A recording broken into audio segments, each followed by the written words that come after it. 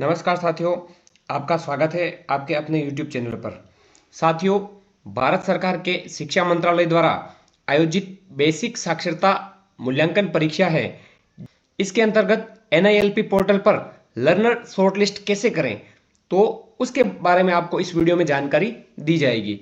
साथियों, पिछले वर्ष से इस वर्ष में दो नए परिवर्तन किए गए हैं। कौन कौन से परिवर्तन हैं? पहला परिवर्तन कि जो परीक्षा में वही लर्नर शामिल होंगे जिन्हें NILP पोर्टल के माध्यम से 15 मार्च 2026 की रात 12 बजे तक शॉर्ट लिस्ट किया जाएगा। उससे पहले जिनको शॉर्ट लिस्ट कर दिया है वही इस एग्जाम में बैठ सकेंगे। दूसरी बात, इस बार रिजल्ट हेतु अवार्ड शीट नहीं भरी जाएगी और मार्क्स पोर्टल के माध्यम से ही ऑनलाइन किए जाएंगे, जिसको भी मैं आपको इस वीडियो में बताऊंगा।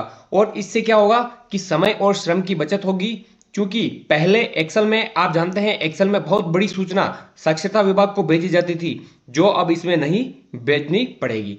तो कैसे क्या प्रक्रिया रहने वाली है मैं आपको बताता हूं। इसके लिए आपको सर्च इंजन पे आना है। गूगल पे आके आपको NILP इसको आपको सर्च करना है और इसको सर्च करने के बाद पहली लिंक आएगी आपके पास, उल्लास पोर्टल मिनिस्ट्री ऑफ एजुकेशन। इसको आप क्लिक करोगे तो आपको यहां पूछेगा login via OTP। Login via OTP करेंगे, आपका मोबाइल नंबर पूछेगा, तो आपको इसमें आपके मोबाइल नंबर डाल देने हैं। मोबाइल नंबर डाल दिए, इसके बाद आपको इसमें थोड़ा सा जो है कैप्चर एंटर करना पड़ेगा।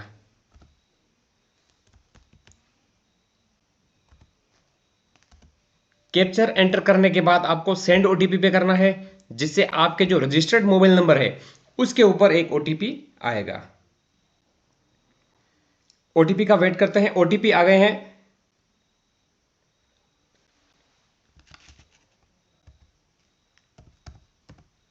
ये OTP इसमें डालने के बाद आपको एक बार पुनः इसमें कैप्चर कोड डालने पड़ेंगे।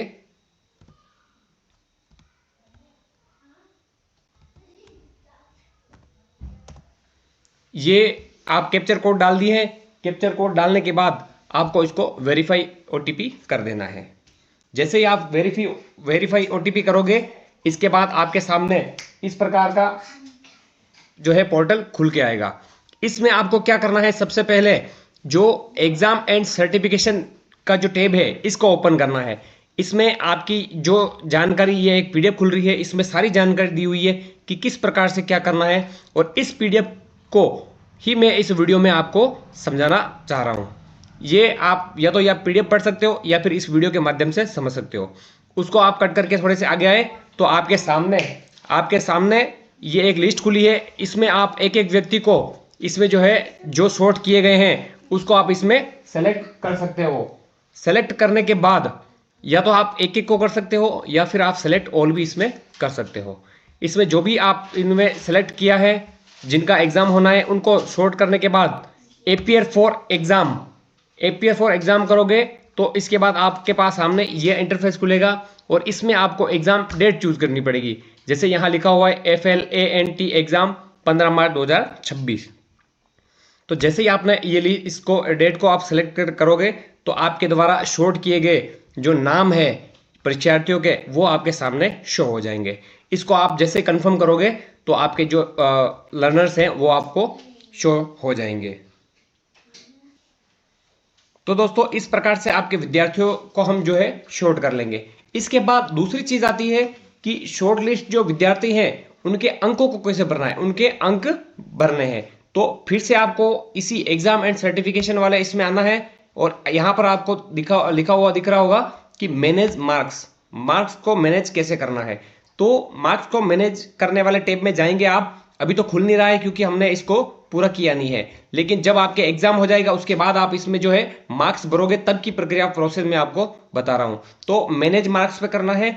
इसमें आपको जो है परीक्षा की तिथि चुननी है, तो वहां पर आएगा आपका चूज एग्जाम डेट। यहां से तारीख चुनोगे, फिर सर्च बाई नाम से आपको विद्यार्थी जो है आप उसको खोज सकते हो। फिर सर्च पर क्लिक करोगे, इसके बाद आपको अंक भरने के लिए बोलेंगे। तो हर विद्यार्थी के लिए 50 में से अंक भरने आपको होंगे। जैसे रीडिंग, राइटिंग और न्यूमेरिकल ऐसे आपको पूछा जाएगा। तो इसमें आपको मेन सावधानी रखनी है कि आपको केवल वास्तविक अंक ही इसमें भरना है, और दूसरी बात कि ग्रेस के जो मार्क्स होते हैं वो आपको इसमें नहीं भरना है, जो सिस्टम है वो खुद इसको भर लेगा। आगे की प्रोसेस में क्या करोगे, save and draft. Save as draft कैसे करोगे कि अंक भरने के बाद आपके सामने एक ऑप्शन आएगा सेव एज ड्राफ्ट, तो उसके आप ऊपर जैसे क्लिक करोगे तो इससे आप क्या है वो आपका सेव हो जाएगा, और इससे आप क्या कर सकोगे बाद में वापस आकर इसको सुधार भी सकते हो। तो फिर इसके बाद क्या होता है अंतिम प्रक्रिया इसमें कि सभी अंक सही होने के बाद में आपके सामने ऑप्शन आएगा फ्रीज मार्क्स, जिसे मार्क्स जो आपने भरे हैं सही उनको फ्रीज करने के लिए आपको बोलेगा। तो फ्रीज करने के बाद जो है अंक नहीं बदले जाएंगे। तो इस बात का आपको सबसे ज्यादा इंपॉर्टेंट ध्यान रखना है कि जो भी मार्क्स आपने उसमें भर दिए हैं उनको फ्रीज करने से पहले ये कंफर्म कर लें कि इसमें कोई भी बदलाव अब नहीं हो पाएगा, तो आप उसको जो है कर सकते हो। फिर फ्रीज होने के बाद अंक नहीं बदले जाएंगे, और जैसे आप फ्रीज करोगे उसके बाद आपके सामने एक मैसेज आएगा, उसमें लिखा होगा the marks have been frozen और successfully and send to the district. इससे क्या होगा कि जैसे ही आपने जो मार्क्स भरे हैं वो सारे मार्क्स क्या होंगे डिस्ट्रिक्ट लेवल पर जिला स्तर की प्रक्रिया में ये चले जाएंगे। जिला स्तर की प्रक्रिया में जाने के बाद हो सकता है कि आपसे कोई छोटी सी भूल हो गई हो या कोई गलती हो गई हो, गलती की वजह से आपने गलत नंबर भर दिए हो, तो आपके पास एक ऑप्शन रहेगा कि जिला स्तर पर जाने के बाद जो जिला यूजर होंगे वो आपके इन मार्क्स को एक बार अनफ्रीज कर सकते हैं, जो स्कूल सुधार के लिए फिर से क्या है फ्रीज करेगा। आप उसमें सुधार करके फिर से एक बार पुनः इसको फ्रीज कर सकते हो। फिर उसके बाद सबमिट होने के बाद जिला स्तर से वो राज्य स्तर पे चले जाएगा।